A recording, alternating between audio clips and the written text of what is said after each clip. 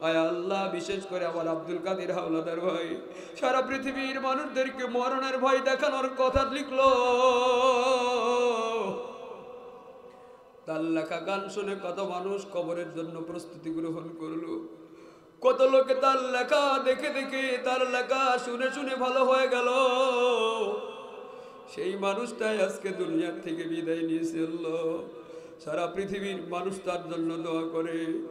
গতকালকে তার কবরের প্রথম রাত্রি অতিবাহিত হয়ে গেছে। আল্লাহ,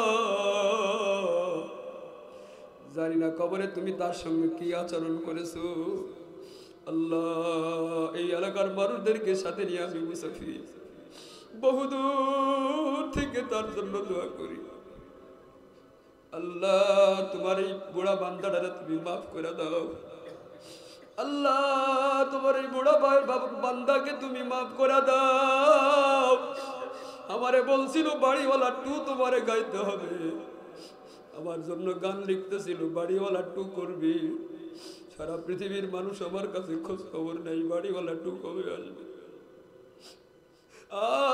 আর কোনদিন আমাদের জন্য আর কোনো গান লিখবে না।